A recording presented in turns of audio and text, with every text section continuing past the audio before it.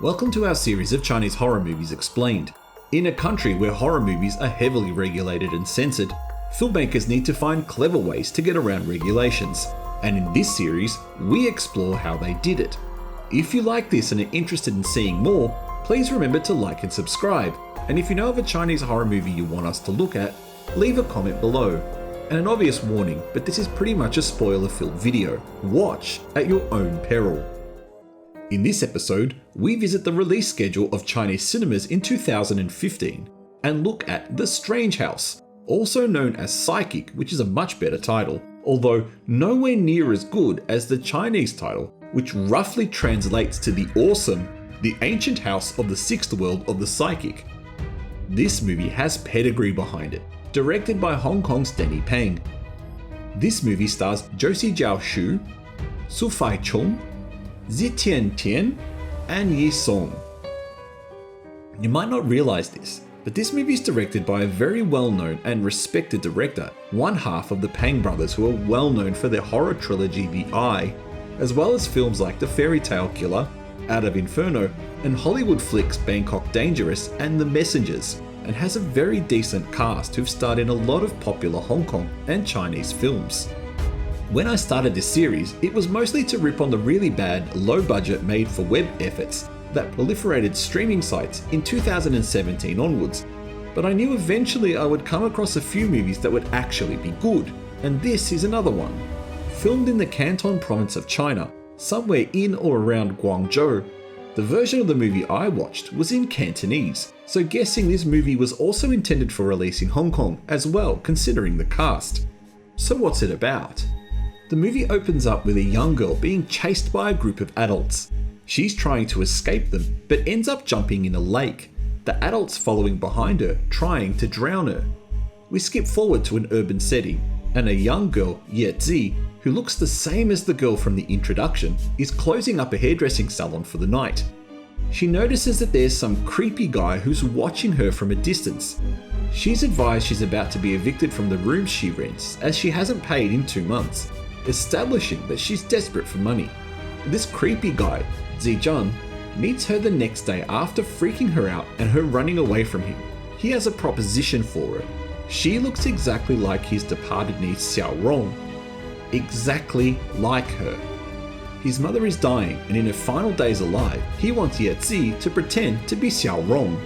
He hasn't told his mother that Xiao Rong is dead, and doesn't want her to know.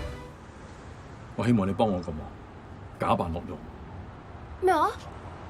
假扮落用送我阿媽最後一程，只係1-2個星期時間。當然啦，我哋唔會虧待你嘅，只係幫老人家一個忙。Ye plays along with the lure of being paid, as Zitian seems to be from a rich family, and the house that he takes her to is massive. And this is where the mystery of the movie begins. Instantly, the other members of the family, Zitian's girlfriend Nana, and his brother and wife, are hostile to Ye. 出去。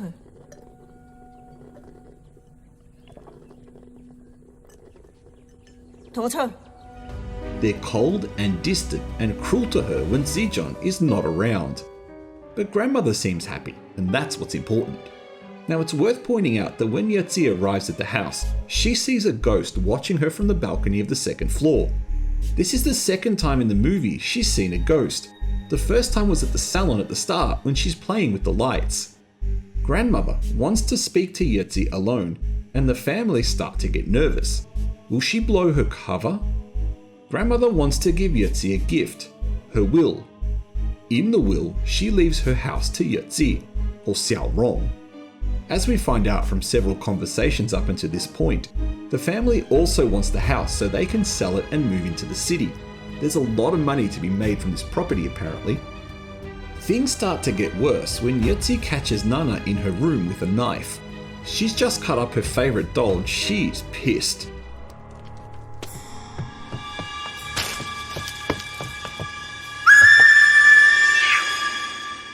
Except the problem is Nana denies doing it.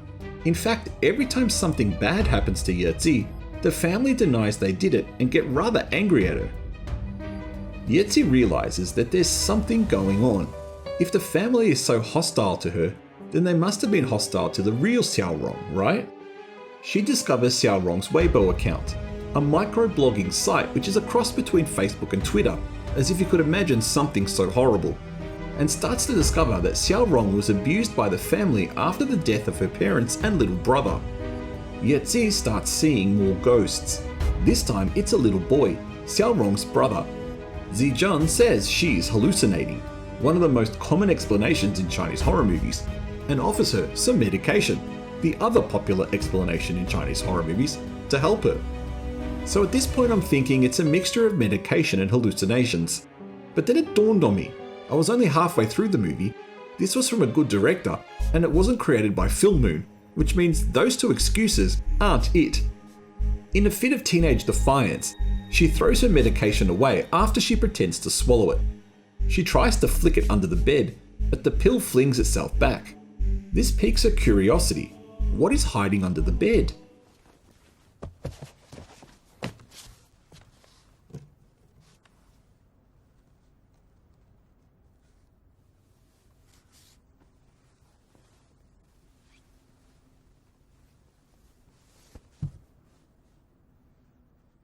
It's under the bed where she discovers Xiaorong's secret diary, written in marker pen under the mattress. This diary details the events of what happened to Xiaorong at the hands of the family. From being poisoned to being pushed downstairs, she's detailed everything. And reading these details triggers something in Yetzi. As she starts to see more ghosts, she believes she really is Xiaorong. When the family hear the haunting strings of a violin being played,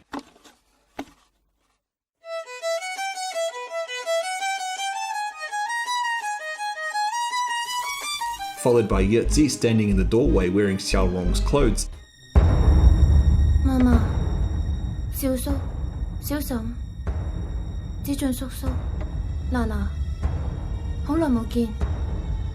they start to panic. Is their plan to get the house off grandmother in jeopardy? Yetzi confronts Jiao with everything she knows, and it's here where we learn the truth. And you know, it's not as disappointing as you think. In fact, as I mentioned before, I like this film and found, when compared to other Chinese horror movies, it was quite refreshing.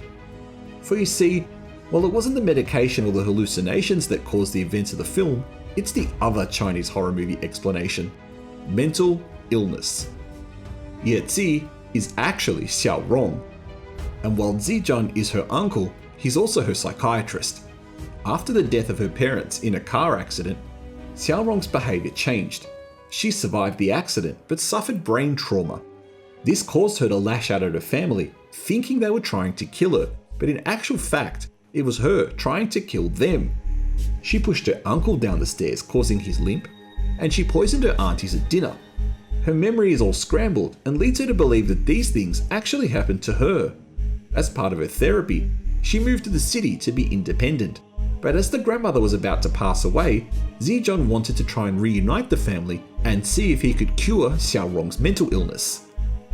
But the family has had enough of her behaviour, and with the grandmother finally dead, they don't need or want her alive anymore. So they chase her out of the property and into the lake, where it's assumed she's drowned. The scene that we saw at the beginning was actually the end.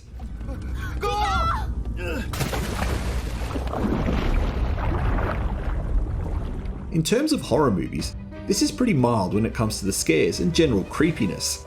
This is more of a psychological horror film, which, when you consider the constraints of Chinese horror cinema, is usually the best and safest bet for the filmmakers.